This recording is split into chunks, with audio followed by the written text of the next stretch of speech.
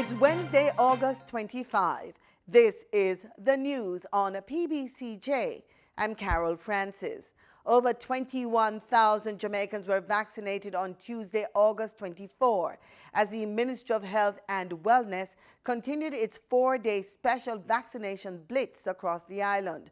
This number represents a record for the highest number of persons vaccinated in one day since the COVID-19 vaccination program began in March. Approximately 40% of those vaccinated on Tuesday were children 12 to 18 years old. The remainder were persons over 18 years of age. On the final day of the special blitz, the general population, including students, parents, and school staff, were vaccinated at 17 sites operational across 13 parishes. The ministry continues its vaccination program at permanent sites across the country today. To become vaccinated, members of the public are encouraged to make their appointments online at vaccination.moh.gov.jm or call the Vaccination Call Center at 888-1-LOVE. That's 888-663-5683. If you have not done so, you can still go. You will not be turned away. Prime Minister Andrew Holness is reiterating the call for Jamaicans to get vaccinated. He made the appeal while speaking with Dr. Franco Pencil, an accident and emergency doctor at the Kingston Public Hospital in Kingston. The doctor made the point that patients being admitted are largely unvaccinated. For the people you have seen who are ill with COVID, how many of them are vaccinated from your experience? So far, none. So you're saying to me that you work in the KPH, right. You deal with emergencies, you would obviously see a lot of people coming in, right, requiring treatment, people who are clinically diagnosed as with COVID. Confirmatory tests will come and then you've done the confirmatory tests, they are confirmed with COVID, and none of them are vaccinated. None. According to Dr. Pencil, getting vaccinated can save you from hospitalization, a trip to the emergency room, and even death. Everybody turns up to the doctor. We treat you in hospital. The uptake has usually been good for us. As doctors, we're advocating for the vaccine. We know what's in it. We trust what's in it. Vaccines have been proven to work. Everybody has a shot on the arm, a mark on the arm. We've been vaccinating as a nation. We have the highest vaccination rate in the Caribbean, as far as I know. So we're a good nation in terms of taking vaccines. Just to take it to prevent yourself from getting a severe reaction, to getting yourself from a severe disease, or worse, even dying, because you don't know if you fall in that risk category that you end up 6 feet under, and that's the reality. Prime Minister Holness was speaking with the doctor on Sunday at the Jamaica College, where he and his wife had accompanied their sons to get their doses of the Pfizer vaccine. Jamaicans applying for permanent residence in the United States of America must be vaccinated as part of the green card process. COVID-19 has been added to the list of diseases to be inoculated against. The new requirement was released by the Center for Disease Control and Prevention, CDC, in a statement online. The CDC says COVID-19 meets the definition of a communicable and severe acute respiratory syndrome as specified by a presidential executive order, thus making it a Class A inadmissible condition. The rule applies to applicants from all countries and comes into effect October 1, 2021. Service providers can now register under the government's e-commerce national delivery system, also known as ENDS, so that they will be able to operate until midnight during curfew hours and on no movement days. The upcoming no movement days are as follows: Sunday, August 29, Monday, August 30, Tuesday, August 31, and Sunday, September 5. ENDS was launched in March this year as part of the government's efforts to facilitate quick service industry stakeholders' operations. It's an online portal for businesses and delivery services to operate during these stipulated periods. Agriculture and Fisheries Minister Floyd Green recently launched a $50 million National Small Ruminant Development Program at the Hounslow Research Station in St. Elizabeth. The program is geared towards rapidly increasing the population of primarily goats and sheep. This in a bid to increasing the local production, productivity and quality of small ruminant meat and milk. Mr. Green is also urging farmers to embrace technology to expand Jamaica's small ruminant sector. More from Marlon Samuels. There are more than 6,000 registered small ruminant farmers in Jamaica rearing goats and sheep. The animals are a means of food security, nutrition, and livelihoods for the farmers. The sector has room for growth. Jamaica reportedly imported over $1 billion worth of goat meat in the last 5 years. There is some concern that the growing number of ruminants will have serious environmental consequences. Global greenhouse gas emissions are caused in part by the livestock industry. The animals graze on large expanses of land, which results in forests being cleared and turned into pasture. Also of concern is the amount of food used to feed animals. The Ministry of Agriculture is exploring various approaches to reducing negative environmental impacts while expanding the sector. Among them, the development of a national livestock policy, increased engagement with stakeholders, and scientific research. Minister of Agriculture and Fisheries, Floyd Green, recently launched a $50 million National Small Ruminant Development Program. The money is to be used in part to purchase and distribute mature bucks. This will expand the breeding support for small ruminant across the island. Funds will also be used for artificial insemination and embryo transfer of animals. The management skills of farmers in small ruminant production are also being improved to increase the number and quality of animals produced for meat. The overall goal is to grow the sector by 5% each year, while reducing Jamaica's import bill for goat meat. For the news on PBCJ, I am Marlon Samuels. The Jamaica Council for Persons with Disabilities is working towards being an autonomous body to better ensure the rights of its members are upheld. Persons living with disabilities are being encouraged to register with the entity. Simone Absalom Gale has that story. The Jamaica Council for Persons with Disabilities is a department of the Ministry of Labour and Social Security. It's moving towards being an independent entity. JCPD's Executive Director, Dr. Christine Hendricks, says membership is open to persons with the full range of disabilities, including physical, mental and intellectual, being blind or deaf. Currently, we facilitate the educational, social and economic development of persons with disabilities through our social workers across the island, where we seek to identify and register persons with disabilities first and foremost. Yes. We also do sensitization, public awareness programs to ensure that society understands how to deal with persons with disabilities, know who they are, know that they are, part of society. They are human beings just like everyone else, and they should be allowed to participate in society as independently as others. She explains how the department is working on ensuring the rights of disabled citizens. For the first time, there will also be established a Disabilities Rights Tribunal. So this tribunal will hear and adjudicate matters of discrimination against persons with disabilities, just to ensure that they are allowed. Because if you recognize right now, persons with disabilities have challenges accessing education, accessing employment, accessing even going into a building, sometimes because of the way it has been constructed. Persons have difficulty just with transportation. According to Dr. Hendricks, the council can facilitate members with grant aid of up to $250,000 to acquire assistive devices. The JCPD will provide, once persons are registered, provide assistance, financial assistance for them to purchase varying assistive devices to help their independence.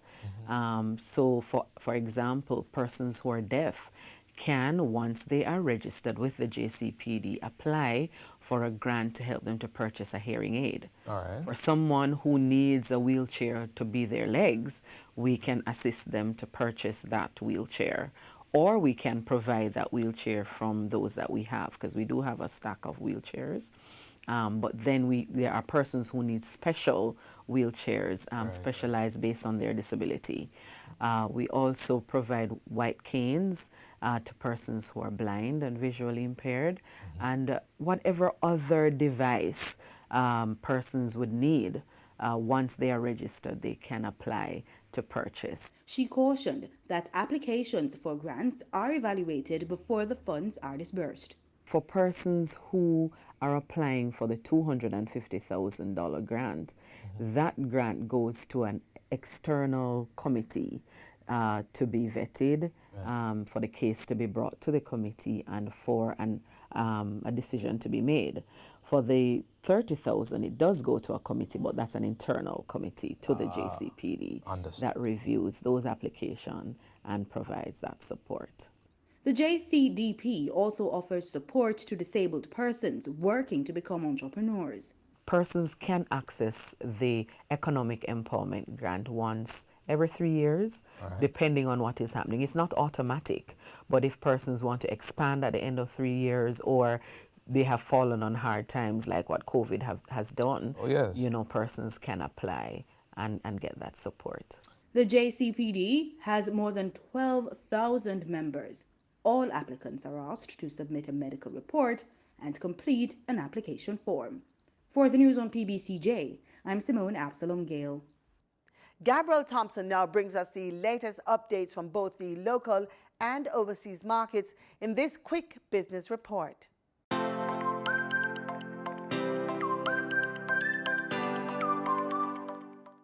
In Tuesday's trading session, the JSE Combined Index declined by 2,470 points to close at over 412,000 units.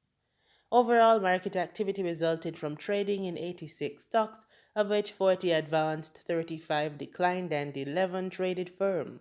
The Junior Market Index advanced by 20 points to close at over 3,000 units. Stocks advanced for 138 Student Living Jamaica Variable Preference, Barita Investments Limited, and Blue Par Group Limited.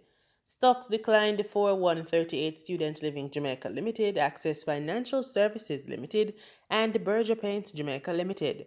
Trading firm were 1834 Investments Limited, Caribbean Assurance Brokers Limited, and Dermont Trading Company Limited.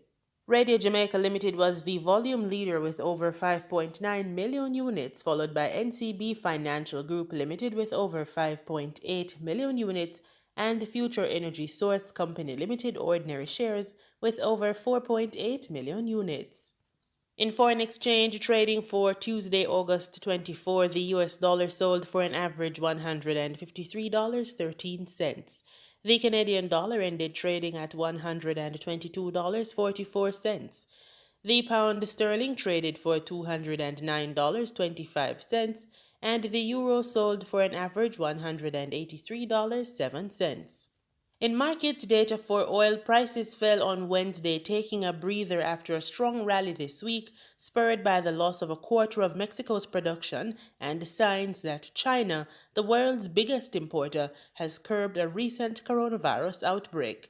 Brent crude futures dropped 25 cents to settle at $70.80 a barrel. West Texas Intermediate crude shed 28 cents at $67.26 a barrel. Both benchmark contracts rose by about 8% over the previous 2 days, easing most of the slump from a 7-day losing streak. And that's it for this Wednesday edition of the Business Report inside the news on PBCJ.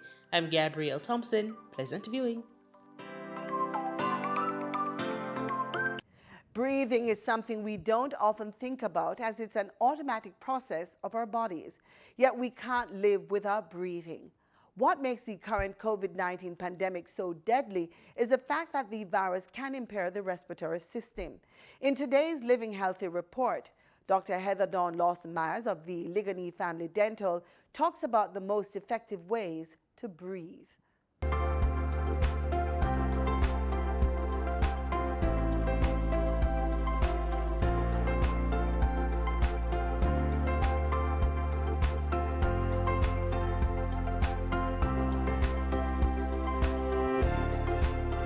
I'm here in the Blue Mountains of Jamaica.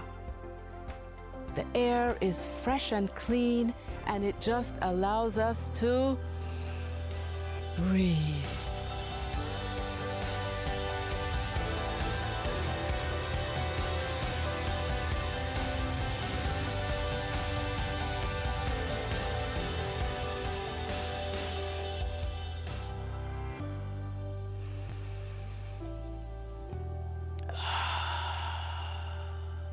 The air is so fresh and clean up here in the Blue Mountains. And you know, breathing is something that we do without even thinking about it. But there are actually ways that you can breathe that are more effective than others. The most effective way to breathe is through your nose. 18% more oxygen goes into your body when you breathe in through your nose. Also, your nose has natural filters, so the air going in is a lot cleaner. But some of us can't breathe through our noses. Maybe there are allergy issues, or maybe there's a child who has large tonsils and adenoids, and the airway space is limited. So the body does what it does best. It finds another way to cope. And that second option is often mouth breathing. Breathing through your mouth can affect many things. In an ideal situation, your tongue should be in the roof of your mouth, creating gentle but steady pressure on your upper jaw. At the same time, your heavy cheek muscles are providing pressure on that upper jaw as well. So the tongue and the cheek muscles together balance to help your upper jaw form evenly and nicely. If you are mouth breathing though, your tongue has to fall to the floor of your mouth. And so the upper jaw doesn't have that inner muscle support, and often it changes the shape of that upper jaw from a nice round shape to almost a triangular shape, and the face looks longer, the eyes droop, the tongue stays in the floor of the mouth, and your head actually tilts forward. As your head tilts forward, guess what? It changes your body posture. So mouth breathing affects a myriad of things that you would not imagine. First of all, you don't get as much air. The air isn't as clean. Your mouth is more susceptible to cavities because the saliva that naturally flushes dries out more readily when your mouth is open. So you can get gum disease, you can get tooth decay. Also, if you are mouth breathing because there's an inadequate airway space, you may not be resting well at night. Inadequate sleep leads to slow thought processes. It also leads to children not coping as well in school sometimes, or adults not being able to focus at work. Postural issues result from mouth breathing. So a quick check with a pediatric physician or an ENT coupled with your dentist can create options that can eliminate mouth breathing. And the earlier you eliminate it, the better it is.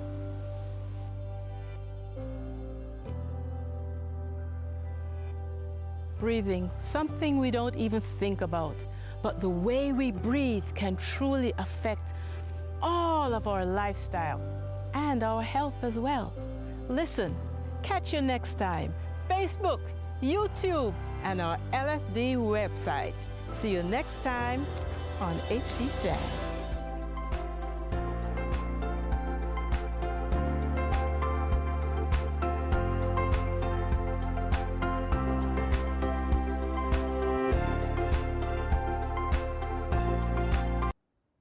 We go now to news from the region. And we start in the Bahamas. 3 cabinet ministers are defending the Prime Minister's decision to hold a snap election in the middle of the worst surge in COVID-19 infections in that country. Jasmine Brown reports.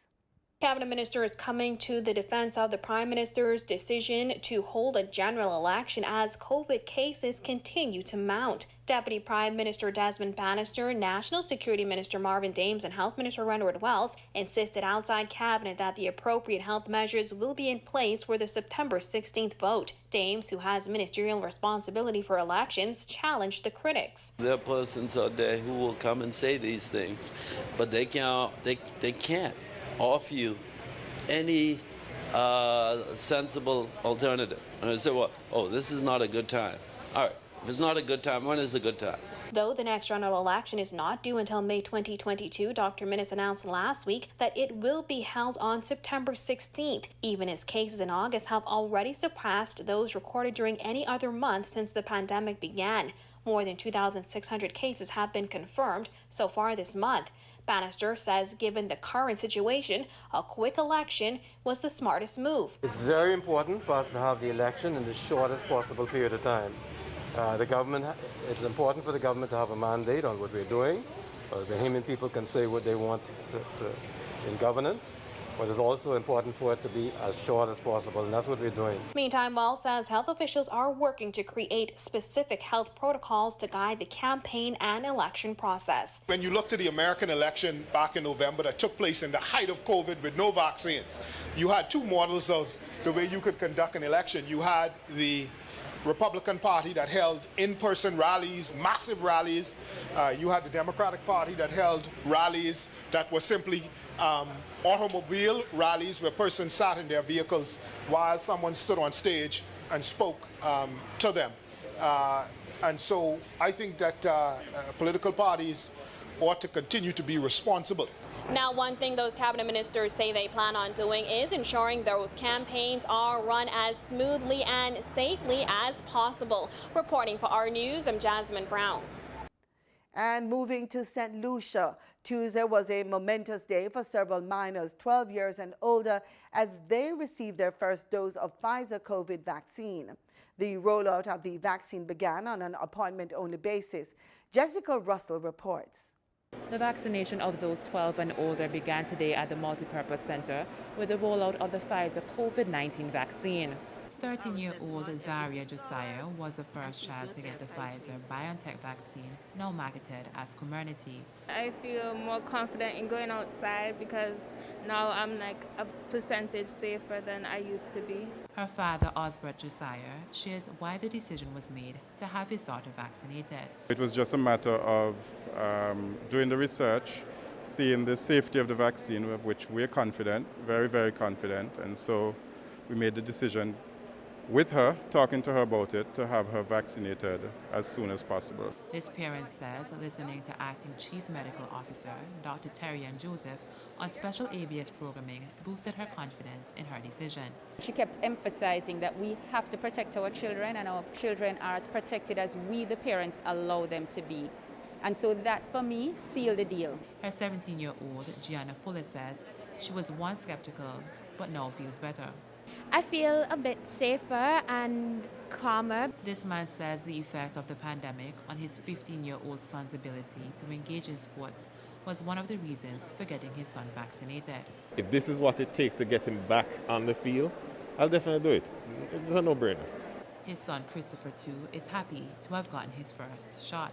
I feel good and I feel safe for that. Also present was Minister for Education Darrell Matthew, who lent moral support as his son got vaccinated. Bring your child to be vaccinated. I have done it with my children. I know other members of the government have done it with their children. If I did not think it was safe, I would not do it. Meanwhile, head of the Celeste Bird Medical Center's pediatric department, Dr. Siobhan Beljavis says the vaccine is generally safe, but there's this rare risk. Our adolescent males, especially 12 to 17-year-olds, generally there is a rare adverse event that can affect the heart. And so we're saying that, yes, this can occur, but the benefits of being vaccinated outweigh the risk. She says while people who may show symptoms of what's called myocarditis or pericarditis may recover, they should seek medical intervention. If any of our adolescent males are vaccinated and notice that they have chest pain, that they have shortness of breath, then they definitely should seek medical attention. Jessica Russell, ABS News. And over in Trinidad and Tobago, with hundreds of service providers having reopened their doors on Monday, TTT News went out to learn how these businesses are coping with the pandemic.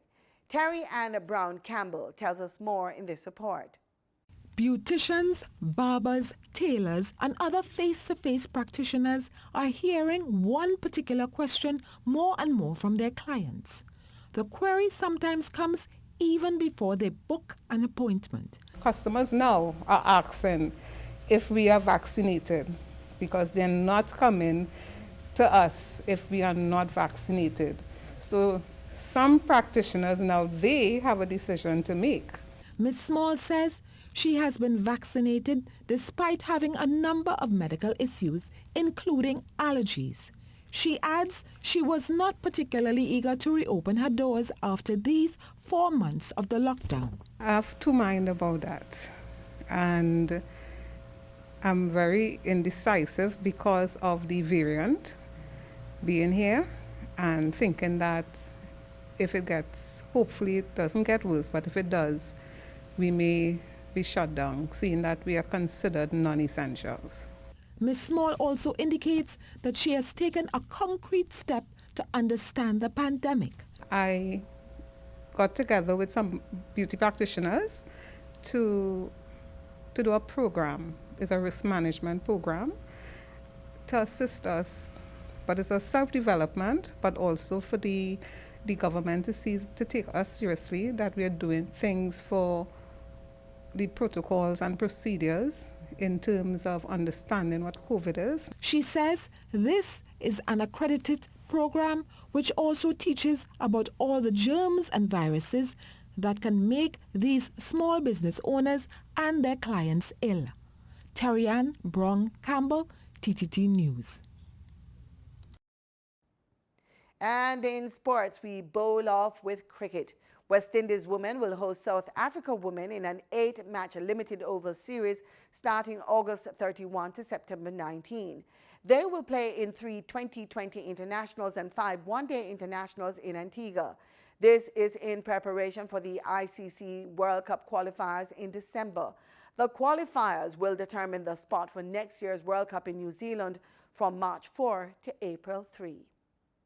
In other sporting news, Japan's government on Wednesday extended a virus state of emergency to 8 more regions a day after the Paralympic opening ceremony.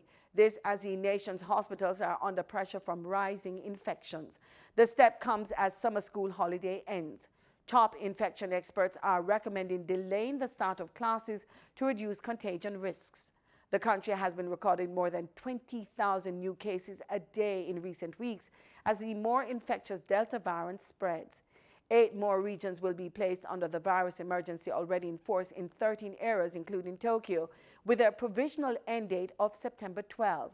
Jamaica has a small delegation of para-athletes, coaching and support staff in Japan for the Paralympics. And that's our package. Join us again tomorrow, same time, same place, for more news and sports right here on PBCJ, the People's Station.